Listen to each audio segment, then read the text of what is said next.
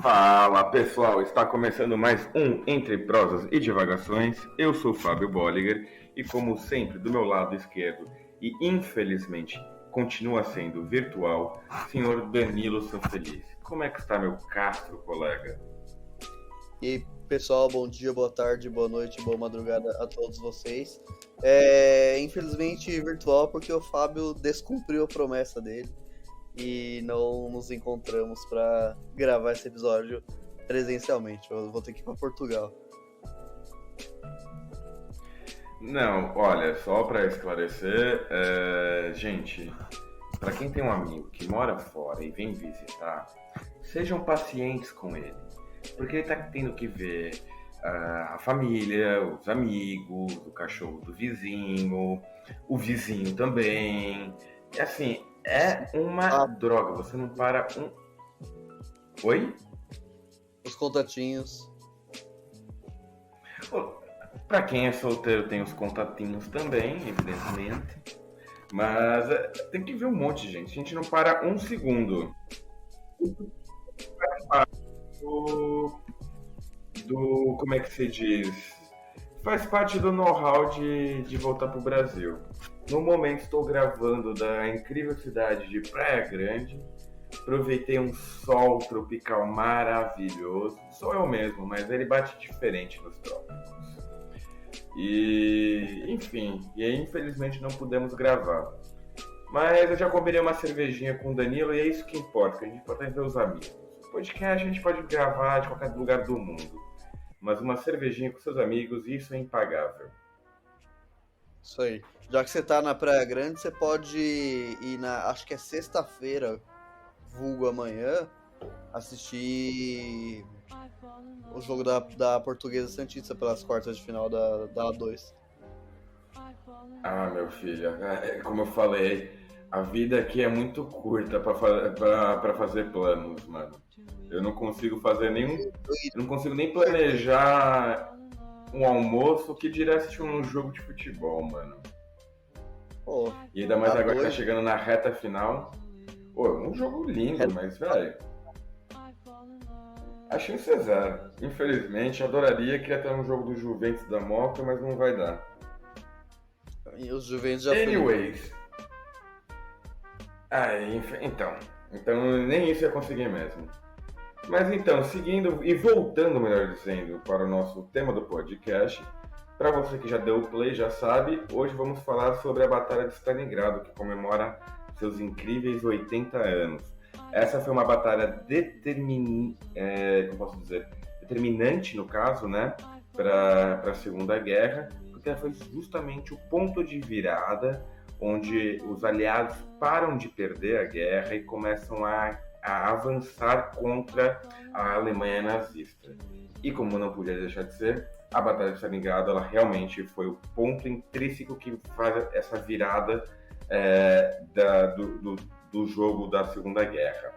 Então, sem mais delongas, vamos já logo para o primeiro bloco, onde falaremos dos antecedentes da batalha. Então, pessoal, vamos falar agora sobre os antecedentes da Batalha de Stalingrado. No caso, esses antecedentes incluem a questão sobre o exército nazista que invadiu o território soviético a partir de junho de 41. O Hitler entendia os cidadãos soviéticos como uma grande ameaça, pois os percebia como totalmente comunistas, ou seja, não apenas os líderes da União Soviética eram comunistas, mas como também toda a sua população. Sendo assim, nesse caso, a visão do Hitler, toda a coletividade representava uma ameaça aos interesses capitalistas e nazistas. Né? Lembrando que o nazismo é de direita, tá? Para quem, caso tenha essa dúvida ainda, não é porque bota socialismo no nome que é socialista, tá? Da mesma forma como alguém que se chama de patriota também não é patriota às vezes. Agora, retornando já para o Stalingrado, com essa visão, era de interesse de Hitler que as forças nazistas assassinassem todos os cidadãos homens do território soviético e deportassem mulheres e crianças. Tal intuito já nos dá o indício do porquê essas batalhas foram tão violentas. E uma outra questão que eu acho muito interessante de ser mencionada é que, no caso, a questão da visão racial do nazismo também via os povos eslavos como povos inferiores. Apesar de eles serem loiros, do olho azul, Hitler também o considerava como um povo inferior. Então, era de interesse do regime nazista essa disseminação da população local, porque até o próprio Hitler tinha um grande plano de expandir o Império Nazista para o leste e repovoar com a população alemã. Fala, Danilo.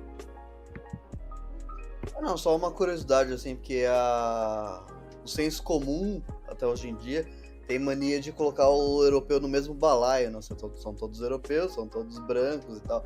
Só que existem milhares de divisões e rixas lá dentro, né? Entre eles mesmos. Como o Fábio falou, dos eslavos e tal. E também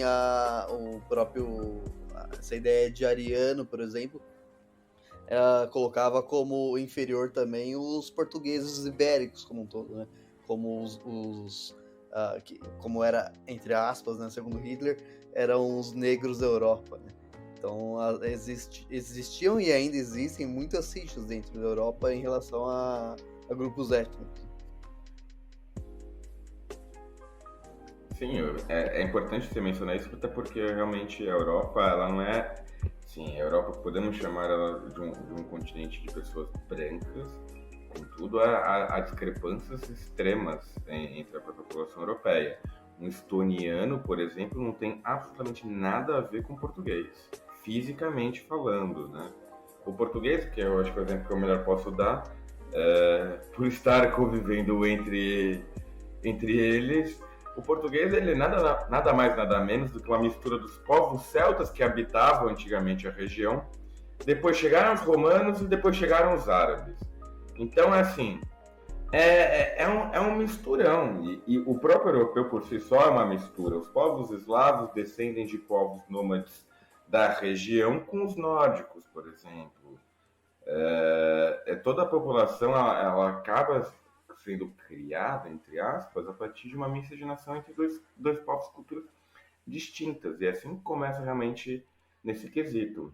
Um outro adendo que eu acho interessante falar aqui, que é uma dúvida que é muito contundente sobre essa temática do nazismo, é que o nazismo é um fenômeno fascista e, por sua vez, o fascismo deve ser entendido como uma válvula de escape do capitalismo. Ou seja, em momentos de pressão do capitalismo, em momento de crise, essa válvula é aberta e nasce um monstrinho de 7 cabeças que nessa questão foi o nazifascismo, né? Toda vez que, claro, ocorre uma crise. O fascismo é a saída do capitalismo para frear o desenvolvimento de organização, no caso dos trabalhadores, e que possam pôr fim ao capitalismo. Prova a participação direta e íntima de grandes empresas de todos os movimentos fascistas pelo mundo, inclusive o nazismo. Um caso clássico é o Goebbels, que, para você que acha que o uniforme dos nazistas é mais bonitão, meu bem, é porque o Goebbels fazia os uniformes. Você não é mal, não, tá? Pode ficar tranquilo, amiguinho. Você só tem bom gosto. Pena que o Goebbels não tinha bom gosto político, mas é a vida. Um outro fun fact que eu acho curioso para falar, Danilo, você sabe que a Fanta é nazista, né? Eu não ouvi o que você disse, me desculpa. Imagina, a Fanta é uma criação nazista. Sim. O pior é que, coincidentemente, eu estava vendo um vídeo sobre isso hoje, sobre a Fanta ter sido desenvolvida e criada nesse momento de guerra por conta da escassez de Coca-Cola na Alemanha no período. Falou tudo. E os nazistas, para substituir a Coca-Cola, fizeram o quê? Inventaram a Fanta. E o que aconteceu depois da Segunda Guerra? A Coca-Cola comprou a Fanta, então tá tudo certo. Exatamente. E não dá pra viver tudo, né? Coca-Cola, né, Fábio? Como? Não dá pra viver sem Coca-Cola, né? Tem que criar alguma coisa pra substituir. Mas olha, aí você tá maltratando os comunistas raízes que faziam boicote à Coca-Cola. Lembra disso ainda? Que tinha aquela galera que fazia o boicote à Coca-Cola porque era a bebida do capitalismo, que não sei o quê. Não sei. Coca-Cola é um gelo limão, então, meu Deus do céu. Se pôr um rumzinho, já chama de Cuba Libre. Exatamente. Mas saindo das praias tropicais caribenhas de Cuba e voltando para a fria e gelada Rússia de Stalingrado, voltando para 1941, os alemães avançaram rapidamente com a quebra do Tratado Nazi-Soviético, ou melhor conhecido como Molotov-Ribbentrop, peço desculpas, meu alemão está um pouco enferrujado, que foi aquele tratado de não agressão da Alemanha nazista com os soviéticos, que os alemães quebraram em 41 e fizeram um avanço muito rápido com aquele mesmo intuito que os russos fizeram agora na Ucrânia. Tentar chegar o mais rápido possível na capital, cortar a cabeça pela raiz e acabar com a ameaça soviética. O que de fato eles não conseguiram, mas chegaram muito perto, chegaram a quase mais ou menos 70 quilômetros de distância de Moscou. A Ucrânia, o que conhecemos hoje como a Ucrânia, caiu super rapidamente, assim como a Bielorrússia, que são estados estratégicos soviéticos, que é justamente como se fosse um escudo para proteger Moscou, né? Então eles quase chegaram muito perto, contudo, a União Soviética conseguiu inibir esse Blitzkrieg por parte da Alemanha e contudo ficou ali no meio termo, onde chegamos até justamente Stalingrado.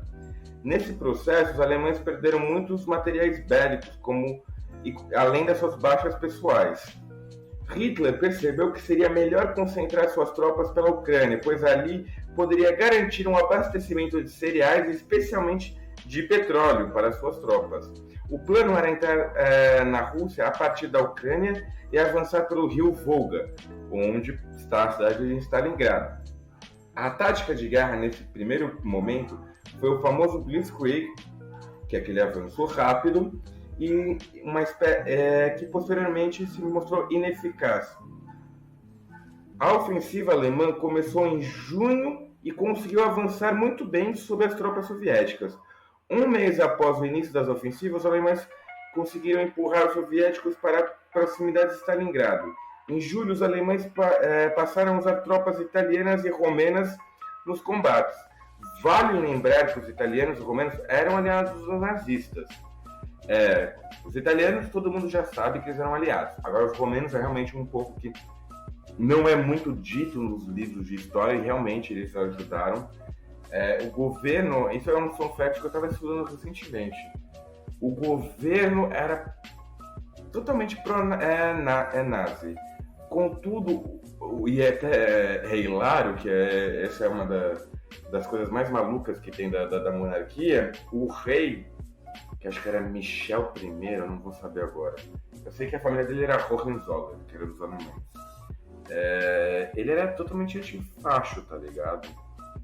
E a história do rei é bem interessante, até se depois dêem uma pausa, procurem lá sobre a história dele. Ele não era muito bem quisto pelos nazistas, né? Eles também não queriam ele, mas ele estava lá, né? E ele não tinha muito poder também para fazer muita coisa, mas estava na guerra.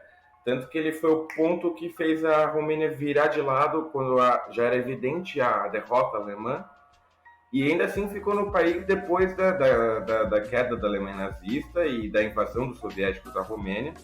Ele ficou até o último minuto, ele não queria sair da Romênia de forma alguma. Tanto que ele caiu a cortina de ferro, ele volta para a Romênia. Ele era apaixonado pelo país. Mas retornando novamente para o nosso episódio, já chegando às margens de Stalingrado, com a reação forte do avanço das tropas alemãs, Joseph Stalin reorganiza o exército de defesa da região, colocando no comando o general Vassily Chuikov, importante quadro das forças militares soviéticas. A ordem de Stalin foi defender a região a qualquer custo. E de fato, o que foi o que aconteceu? O que é importante nós termos noção nesse ponto é que realmente a Ucrânia, ela se trata, e a gente já comentou isso sobre os episódios da Guerra da Ucrânia, se trata de um território que não tem muitas divisas geográficas, ou seja, não há nenhum tipo de cadeia de montanhas, não há nenhum tipo de relevo que retarde os avanços militares da Alemanha. Consequentemente, era estratégico realmente os soviéticos barrarem os alemães ali, porque se eles passassem dali, era abrir as pernas para eles entrarem em Moscou. Peço desculpas. Contudo, com essa ordem do próprio Stalin, ele realmente tinha a ideia de que, custe o que custar, e isso é muito importante lembrar porque houveram muitas baixas soviéticas durante a Batalha de Stalingrado, eles perderam imensas forças, mas custe o que custar, a batalha não poderia passar dali para frente. E de fato foi assim. E agora vamos então já para a segunda parte, onde o nosso querido Danilo São Feliz vai falar realmente do início de fato da Batalha de Stalingrado. Então, pessoal, iniciando esse segundo bloco, só antes de iniciar o segundo bloco, um parênteses que eu esqueci de fazer.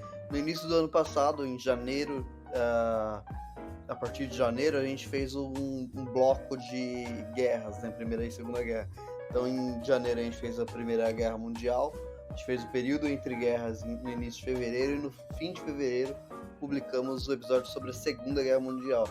Então, já que esse tema está dentro da Segunda Guerra Mundial, né, o tema de hoje, se vocês quiserem escutar esse combo de Primeira e Segunda Guerra Mundial, é só voltar um pouquinho nos episódios e escutar esses episódios a partir do início do ano passado. São episódios bem quistos pelo nosso público, então quem não escutou ainda, escutem lá.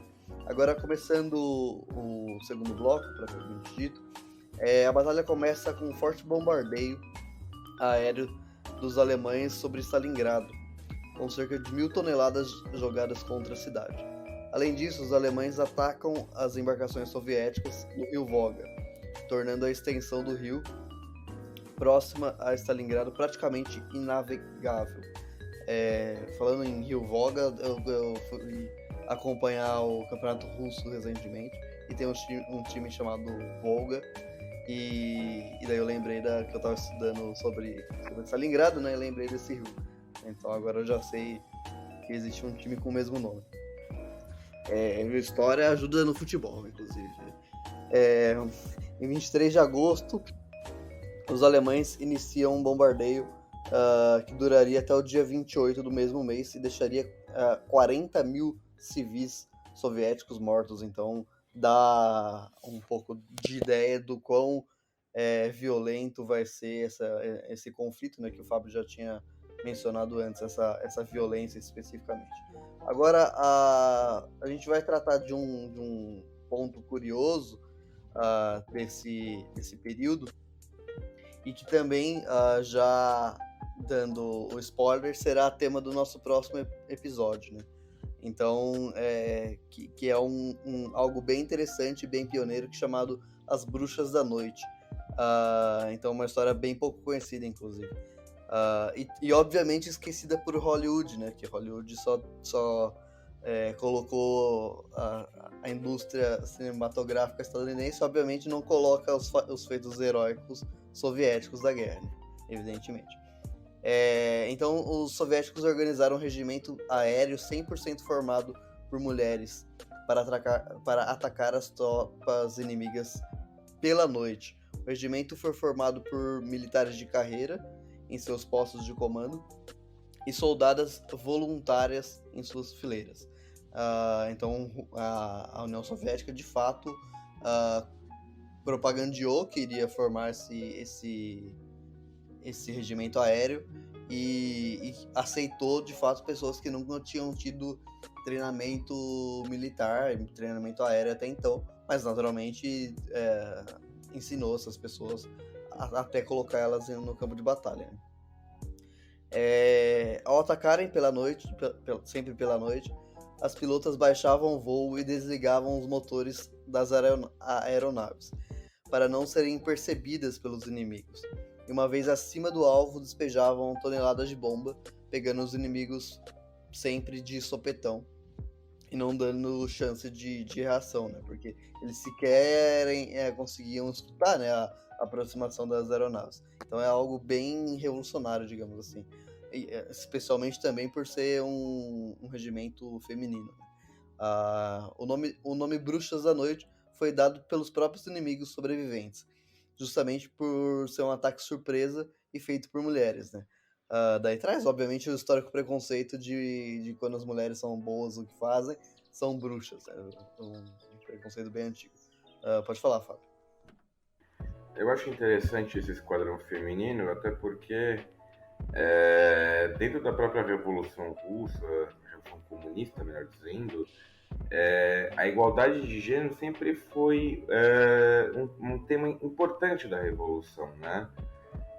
Claro que, salvo com os condutos do que era considerado a igualdade de gêneros para os padrões de mais de 100 anos atrás, né? Então, assim, algumas pessoas, quando vão estudar esse tema, podem estranhar e achando que, não, calma aí, isso não é igualdade de gênero coisíssima nenhuma. Em 1917 era considerado nesses padrões. E a própria identidade soviética era muito pautada nessa igualdade de gêneros. Um fato muito interessante que a gente pode ver nisso é toda vez que a gente tem uma estátua com enaltecimento da população, que é típico também do regime soviético, não só dos próprios líderes, como a gente sempre vê das estátuas do Lenin, do Stalin até certo ponto, sempre vê um homem e uma mulher junto, com aquela ideia de união de população. Então isso foi muito natural ao se refletir durante a Segunda Guerra, de uma maneira em que isso é uma grande diferença do soviético para os americanos. Os americanos também houve uma mobilização por parte das mulheres, só que as mulheres iam para as fábricas, enquanto na União Soviética, para além de ir para as fábricas, elas também iam para o front. Havia também essa questão de elas estarem em todos os lugares. E quando eu digo elas irem para o front, como a gente está percebendo agora, não é só estar como uma enfermeira, e sim pegar em armas e atirar e matar. É vida por vida, não tem essa de homem por homem. Então isso que eu acho que é algo muito interessante ser notado da própria identidade soviética, que era muito presente essa questão, né? Até porque ainda vivia uma visão machista da época, que como a mulher a pessoa que mantém a criança, que gera a criança, a vida da mulher deveria ser mais preservada. Daí que surge a famosa frase do Titanic, crianças e mulheres primeiro, porque elas sempre são as mais importantes de serem salvas. E era só esse meu pontinho mesmo, só para exemplificar a igualdade de gêneros que foi praticada durante o regime soviético, nessa primeira metade do século. Sim, sim, isso é muito importante porque, igual o Fábio falou, as mulheres vão pro campo de batalha, mas também elas não vão só, entre aspas, como soldadas, né? Esse regimento é inteiro de mulheres, então o comando também é de mulheres.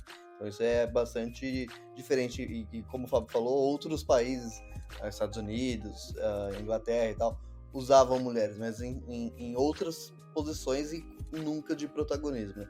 E também, ainda dentro desses parênteses, o processo revolucionário, a Revolução Socialista Soviética, ela tinha, durante o seu processo, bastante lideranças femininas também, bastante lideranças de mulheres. Tem um livro muito bom, eu não me lembro o autor agora, ou autora, não lembro de verdade, sim, mas o nome do livro é Mulher, Estado e Revolução, porque existe um livro clássico do Lenin, chamado Estado e Revolução, né? E esse livro investiga, né, o papel da mulher nesse processo revolucionário, e aí é que traz a pesquisa científica histórica de que a mulher foi também protagonista nos quadros revolucionários já lá durante a Revolução Russa. Então é bastante interessante como esse protagonismo da mulher soviética vem desde a Revolução, de fato, e também se observa na Segunda Guerra Mundial, como o Fábio bem disse. Então, agora a gente vai entrar no desenvolvimento da Batalha de Stalingrado. Os combates a partir de agosto passam a ser corpo a corpo, pois a forma inicialmente encontrada pelos soviéticos de impedir o rápido avanço alemão foi de avançar com suas tropas até o mais próximo possível dos alemães, fisicamente mesmo, né? Impedindo assim os bombardeios, uma vez que se os dois exércitos estavam fisicamente muito próximos, ficava mais difícil para os alemães jogarem bombas, porque a chance de essas bombas matarem o próprio pessoal era bem grande, já que eles estavam no mesmo espaço. E esse lance de mesmo espaço era literalmente, né? Então era literalmente dentro, sei lá, de um prédio, você encontrava as duas tropas ali. Então, se você quer bombardear o prédio, você vai matar soviéticos, mas você vai matar alemães também. Então, acabava atrapalhando essa estratégia alemã de bombardeios. Pode É falar. uma guerra de guerrilha, na verdade, né? Porque quando a gente pensa numa guerra nos moldes tradicionais, modernos, a gente tem a questão de dois frontes, tá? Um de um lado, o outro do outro, como foi a Primeira Guerra, a Guerra das Trincheiras, né?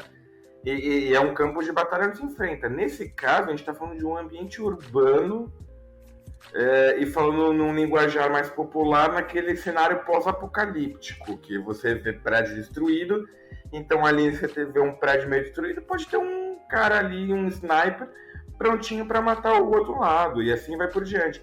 Então essa é uma complicação muito importante que o Danilo mencionou, porque isso demonstra como a própria guerra, a própria batalha em si vai se desenvolver, o quão complicada ela vai ficando, o quanto ela vai se ramificando, porque isso impede, por exemplo, que você crie bombardeios, porque você pode acertar o seu próprio lado, você pode acertar o seu aliado, consequentemente você pode comprometer o seu avanço do seu lado. Vira algo extremamente complicado. Então as táticas de guerrilha nesse ponto já ficam muito mais interessantes do que as táticas convencionais de guerra. Era só esse disclaimer que eu gostaria de realizar. Sim, e é interessante também porque o exército alemão era muito rico em grandes armas, como tanques e tudo mais. Armas que eram muito destruidoras. A Força Aérea, a Luftwaffe, por exemplo.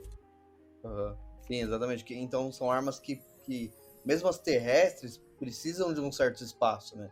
Você não vai atacar com um tanque um alvo que está a 2 metros de você, porque você vai acabar se explodindo junto, né? Então você precisa de um espaço, sei lá, o tanque pelo menos, sei lá, uns 15 metros para evitar que os destroços, até os destroços, né, os estilhaços, volte para você. Então essa estratégia de defesa soviética foi muito inteligente, né, para evitar também o avanço rápido que os alemães estavam conseguindo naquele momento. Em outubro de 1942, porém, os alemães decidem focar o ataque com bombas ao longo do rio Volga, sempre o rio Volga. E assim, conseguiu destruir uma enorme quantidade de bases militares soviéticas na região. Os alemães, porém, não conseguem o controle total do rio, porém conseguem um certo avanço. O que possibilita não conseguir o controle total, possibilita que os soviéticos se reorganizem ao longo dos meses seguintes. Então, nesse momento ainda é um avanço daqui, freia dali e tal. É algo que, embora os alemães tenham avançado rápido no início, nesse momento por uma boa estratégia de guerra, de defesa dos soviéticos, há um freio nisso. Então fica nesse momento ainda uma trocação de pequenos avanços, pequenos retrocessos e tudo mais. Um ponto que merece destaque é que durante a ofensiva alemã, milhares de soldados soviéticos foram mortos e esses eram substituídos por civis, operários que se ofereciam voluntariamente para a batalha. E também essa questão tem muito a ver com a questão de pertencimento de tais pessoas que se sentiam um senso de coletividade próprio do socialismo, né? de mesmo que não fossem militares de carreira, não tivessem um treinamento claro, eles se sentiam nessa obrigação de defender a sua terra e também a sua pátria. Pode falar. Um disclaimer que eu acho muito importante ser feito, apesar desse sentimento sim ser genuíno e de fato ocorrera durante a Segunda Guerra, lembrando que eu mencionei no início do podcast que as baixas soviéticas foram muito proeminentes da Segunda Guerra. Aliás, o país que mais sofreu com baixas foi a União Soviética. Se não me engano, 12 a 13 milhões de pessoas morreram durante os conflitos da Segunda Guerra, né, ao longo dos seus 6 anos de conflito. Um dos fatores que é também importante serem mencionados, que para além dessas pessoas que de fato estavam ali, e nesse caso aquela questão de defender a própria terra, muitos estavam ali convocados e não queriam estar na guerra, não tinham habilidades para estar na guerra. E uma prática que infelizmente foi muito praticada durante o governo do Stalin é que aqueles que por algum acaso voltassem do conflito, estava ali, imagina a batalha acontecendo, a pessoa vai, se caga de medo, porque assim, eu não tô aqui para julgar, porque eu também me cagaria de medo, eu nunca jamais pegaria numa arma para estar numa guerra, e ele voltasse, os oficiais tinham ordem para atirar nessa pessoa. Então aconteceu muitas dessas baixas também, são bem documentadas, infelizmente, ou felizmente falando, né, mas infelizmente ocorreram isso. Então isso também contribui de certa forma. Então, assim, é importante mencionar que, é claro, que no caso da Batalha de Stalingrado, houve uma participação popular por, sim, uma questão de defesa da sua própria cidade, da sua terra. Em outros pontos já não havia isso também, né? Então, acho que é importante fazer esse disclaimer para a gente conseguir separar, como diria uma professora nossa da época da PUC, alhos de bugalhos. Exatamente, o joio do trigo, né? Exatamente. Então, em dezembro de 1942, com um forte inverno russo se desenvolvendo, os alemães decidiram concentrar um ataque geral na frente de Stalingrado. Era ali, porém, que os soviéticos estavam, naquele momento, mais organizados e preparados. Os soviéticos concentraram suas forças no norte e no sul de Stalingrado. No norte, pois ali estavam as forças húngaras, romenas e italianas, aliadas da Alemanha, mas que possuíam uma capacidade bélica menor. E o plano era manter os alemães ocupados no centro e atacar os flancos norte e sul, mais fáceis de derrotar, fazendo um cerco contra os alemães na cidade. O plano dá certo, e a notícia de que os alemães estavam cercados alcançou rápida, dentro dos padrões de velocidade de comunicação da época, né, rápida repercussão mundial. Dentro do cerco estavam cerca de 230 mil soldados alemães e de outros países aliados, além de 10 mil civis e milhares de soldados soviéticos, prisioneiros alemães. O alto comando alemão decidiu que faria o abastecimento das tropas cercadas por vias aéreas e, portanto, não iriam recuar. Graças ao péssimo clima para voar durante o inverno russo, somando as ações militares russas, essa estratégia de abastecimento se mostrou ineficaz. Então, nesse momento, além de toda a boa capacidade de defesa e de ataque do exército soviético, você vê que o clima da região também foi prejudicial ao avanço alemão, né? Ao desenvolvimento que a Alemanha até então estava conseguindo ter. Assim, os alemães e seus aliados ficaram cada vez mais isolados e, por consequência, desabastecidos. Muitos soldados passaram a morrer de fome e de doenças, pois já não haviam também, além de alimentos e material bélico, também começou a ficar escasso os materiais hospitalares, né? E muitos também passaram a morrer congelados, porque além de tudo também passou a ficar escasso roupa, né? Roupa preparada para um frio daquele grau, né? Os alemães passaram a tentar romper os cercos, entre aspas, na marra, mas o cenário de desabastecimento fez com que pouco a pouco os soviéticos fossem vencendo as pequenas batalhas. Então é muito interessante esse avanço soviético, porque o inverno forçou os alemães a focar o seu ataque ao centro de Stalingrado. Só que ali era o momento onde a localização, onde os soviéticos tinham uma organização muito boa, né?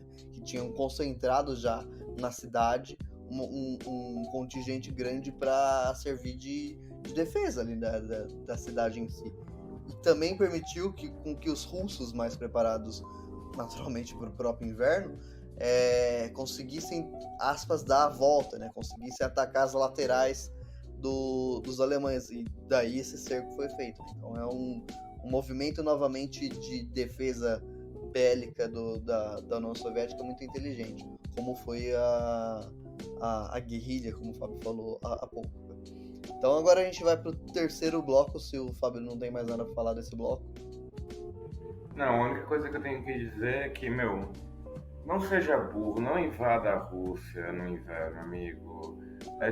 Sempre dá. Tirem as crianças da sala, mas sempre dá merda, amiguinho. Não faça isso. Não seja cabecinha, amiguinho. Assim, se tá vendo que o inverno tá chegando, vai embora. Volta pra casa. Agora, se você for nazista e quiser invadir a Rússia no inverno, eu dou maior força. Vai lá mesmo. Exatamente. Aliás, é verdade, eu esqueci que o personagem que estamos falando são os nazistas. Então, assim, não, vai lá, amiguinho, vai dar super certo. Conselho do Uhum. amiguinho do Dolinho aqui. Então, pessoal, continuando aqui, agora o terceiro bloco, que é mais a vitória soviética em si, né? Em janeiro de 1943, os soviéticos tomam o controle dos 2 aeroportos de Stalingrado, cortando as últimas 2 saídas que os alemães tinham para conseguir algum tipo de abastecimento, né? Nesse momento, portanto, os alemães e seus aliados estavam completamente cercados e isolados. Então, se não se rendessem ou se decidissem lutar até o fim, iam morrer tanto na guerra em si, né, na batalha em si, ou se ninguém atacasse, eles ficassem lá isolados, iam morrer de fome, iam morrer congelados. Então, ali era inevitável a derrota alemã já. Os alemães seguiam se defendendo nesse momento, então bravamente seguiam se defendendo. Foram encurralados às margens do rio e ali reiniciou-se um novo conflito corpo a corpo. Daí, dessa vez, os alemães usando essa tática para se defender. Porém, correndo o risco de ficar sem munição a qualquer momento e já sem acesso a alimentos e combustível. No fim de janeiro, um enviado das tropas soviéticas, um pouco redundante isso, mas enviou uma oferta de rendição aos alemães, garantindo que eles teriam suas vidas preservadas e teriam alimentação e cuidados médicos, né? Em 2 de fevereiro de 1943, as tropas alemãs se renderam. De fevereiro até março do mesmo ano, cerca de 11 mil soldados alemães se recusaram a parar de lutar. Então, mesmo com uma rendição dos oficiais, uma parte dos soldados se recusaram a parar de lutar. Cerca de 2.500 desses soldados, portanto, foram mortos, uma continuação da batalha, e o restante acabou capturado e foram feitos de prisioneiros de guerra e posteriormente levados aos campos de concentração soviéticos. Trabalho forçado dos nazistas, né? Então, partindo mais para as conclusões agora, a Batalha de Stalingrado ganhou uma grande repercussão na história da Segunda Guerra Mundial, devido ao fato de que foi um ponto de virada, como o Fábio falou no início do episódio, da derrota da Alemanha nazista. E foi uma importante vitória, tanto do ponto de vista moral, quanto do ponto de vista estratégico. Essa questão moral, ela parece às vezes ser besteira, mas num conflito, isso é muito, muito, muito forte, né? E você pode parecer um paralelo com o futebol, por exemplo. Um time que toma um gol aos 45 do segundo tempo e leva o jogo para a prorrogação, o time que tomou um gol morre. E normalmente o time que marcou o gol, mesmo sendo mais fraco, ele engole o time que tomou o gol, porque a moral do time que tomou um gol vai pro saco. Então, se isso no futebol acontece, imagina num campo de batalha, né? Eu adorei essa comparação com o jogo de futebol, porque é literalmente isso. Às vezes a moral pode nos parecer um tanto estranho, um tanto assim, blasé, assim, meio que clichê falar essas coisas.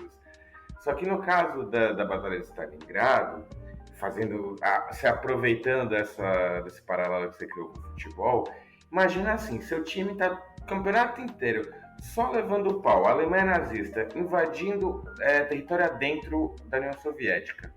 Chega na batalha, ou melhor dizendo, no jogo decisivo, um jogo difícil, duro, rachado, mas teu time consegue fazer um gol aos 48 do segundo tempo, gol da União Soviética. Meu, isso leva até o extremo que depois, o que aconteceu, a União Soviética ganhou o campeonato, fazendo um ótimo paralelo com o futebol. Não só se classificou para a Libertadores, não só disputou a Libertadores, como ganhou o campeonato sovieticão, sei lá como é que chamaria. Porque literalmente algo foi assim. isso. Foi da Batalha de Stalingrado que a Rússia estava perdendo território. Chega a batalha, jogo difícil, batalha difícil, ganha. Dali pra frente é só alegria, começa a ganhar todas as batalhas. É esse que é o grande importante da Batalha de Stalingrado, e esse é o grande importante pelo qual nós estamos fazendo esse episódio. que foi literalmente o ponto de virada para a União Soviética conseguir virar o jogo e vencer a Alemanha nazista. Exatamente. Então de suma importância, por isso que inclusive ganhou uma repercussão mundial, né? A Batalha de Stalingrado deixou entre 1 milhão e 700 mil a 2 milhões de pessoas mortas, somando, portanto, militares de ambos os lados e civis. Outro legado importante foi que a luta do povo soviético pela sua pátria, pelo seu território, uma vez que muitos regimentos eram formados por operários, voluntários, e não só operários, né? Mas porque muitos operários trabalhavam nas fábricas da guerra, né, produzindo insumos para a guerra em si, em momentos de necessidade se voluntariavam, mas também civis não ligados à guerra diretamente, que estavam na região e que em momentos importantes decidiram se voluntariar. Em 9 de novembro de 1944, portanto, 47 anos antes da minha querida vinda a esse plano terrestre, o próprio Hitler discursou em referência à batalha como fundamental para o declínio da Alemanha na guerra. Então, é algo sabido dentro do próprio quadro nazista que de fato Stalingrado foi algo fundamental para o declínio e derrota da Alemanha nazista. Aos interessados, caso vocês gostem, como eu e eu suponho que o Fábio, de museus, há o Museu da Batalha de Stalingrado, na atual cidade de Volgogrado, e até entrei no site e tal, tem ingressos online, digamos assim. Então, se vocês acham que vai demorar para visitar a Rússia, vocês podem fazer uma visita virtual ao museu. Naturalmente, o ingresso é muito mais barato. O único problema é que o site está em russo, né? E daí você tem que usar a tradução do Google ali, que não é exatamente a melhor do mundo, mas deve quebrar um galho. Fábio, quer acrescentar mais alguma coisa? Tá no mudo, Fábio. É que assim, eu posso saber de história, mas de tecnologia eu sou uma desgraça. Eu tenho a teoria que todo historiador é uma desgraça para as modernidades. A gente só é bom pro passado. Se me der uma máquina de escrever, eu digito que nem um Schumacher. Agora, se me der um computador, é aquele outro piloto de Fórmula 1. Se você te der um computador, você vai entender de computador tal qual um datilógrafo. Exatamente. E, enfim, o que eu estava a dizer, no caso, muito interessante a dica do Danilo, do museu, na cidade de Volgogrado. E quem não reparou, Volgogrado era a antiga Stalingrado, né? Que era Stalingrado e Leningrado. Volgogrado foi o que substituiu, porque está às margens do rio Volga, e Leningrado virou o atual São Petersburgo. Só para fazer esse pequeno disclaimer para aquele ouvinte um pouco menos atento do que o habitual. Exatamente. Podemos ir para as dicas culturais então, Fábio? Bem, pessoal, então vamos para as nossas dicas culturais. Como é habitual, gosto sempre de fazer uma dica cultural referente ao tema, mas eu também vou ter uma dica cultural fora do tema, de coisas que eu tenho visto aí na rua que tem me chamado muita atenção. No caso, a primeira dica é relacionada ao tema, que é um filme, que foi um filme que eu juro por Deus, acho que eu assisti 1 milhão de vezes quando eu era garoto. Eu acho que todo mês eu assisti uma vez, pelo menos, que é o filme Círculo de Fogo. Se não me engano, o título em inglês é Enemies is at the Gate, que é um filme estrelado pelo Jude Law, onde ele é um franco-atirador soviético. E ele tem lá uma disputa lá entre franco-atiradores. Franco-atirador, para falar, é o famoso sniper, né? O popularmente conhecido como sniper. E ele está lá, e é um filme que, assim, eu acho que exemplifica muito essa guerra urbana que acontece em Stalingrado. É um filme maravilhoso em questões de fotografia, de cenas. Enfim, para quem não gosta de morte, não recomendo muito. Contudo, já como é outra dica, que já não tem nada a ver com o tema, é um livro que eu recentemente adquiri, se chama As Duas Faces da Moeda, com o subtítulo As Contribuições de JK e Gilberto Freire ao Colonialismo Português. JK, por sua parte, que é conhecido como um presidente desenvolvimentista, para Frentex, o presidente Bossa Nova, esse livro aqui não está dizendo que ele foi exatamente assim, ou seja, mostra o lado mais negro dele, que apoiou o colonialismo do Portugal fascista de Salazar, assim como o salazarismo se aproveitou da teoria do sociólogo, antropólogo brasileiro Gilberto Freire, com a teoria do lusotropicalismo. É a teoria que o português ele não coloniza, ele se adapta e faz parte ali do meio de onde ele chega, né? Aquela coisa, ele não estuprou a Índia, ele chegou lá, conversou com ela, trocou uma ideia, pá, falou, olha, não, eu te dou o espelho aqui, você me dá seu ouro, a gente é tudo aqui amigo. Então ele usa dessa tática justamente para até manter as colônias na África de Portugal pós Segunda Guerra, pós a emancipação dos povos, que já iria se tornar uma coisa anacrônica. Um livro que eu ainda, infelizmente, não comecei a ler, mas já me chamou muito atenção, então eu comprei ele aqui. O Danilo está gravando hoje para os nossos ouvintes, eu não sei como é que vai ser, ele não me avisou, mas ele está gravando aqui a gente falando. Então, vocês vão me ver em posições assim, às vezes um pouco desconfortáveis, porque eu vou estar meio deitado, estou meio levantado, levanto, procuro alguma coisa, eu sou meio inquieto, então, ó, para quem puder ver, não sei como o Danilo vai mostrar, tá aqui o livrinho, é da editora da UFSC, da Federal de Santa Catarina, e essas são as minhas dicas culturais do episódio de hoje. É com você, Danilo. Então, pessoal, eu tô gravando o áudio, como sempre gravo, evidentemente, e pela primeira vez gravando o vídeo. Agora, como a gente vai usar, e se a gente vai usar, não sei. Vou rever depois, obviamente. E espero que não. Pegar partes e tal, vamos ver. E também pedir autorização pro Fábio, né? Porque a imagem dele eu não quero que ele me processe. Cara, eu sou muito bonito, sabe? As pessoas acho que vão ficar chocadas quando verem minha beleza. Pô, a sua voz faz muito sucesso, viu? Então, é melhor deixar só na voz mesmo, né? Porque assim, eu não quero romper corações. Então, pessoal, as minhas dicas culturais, eu vou dar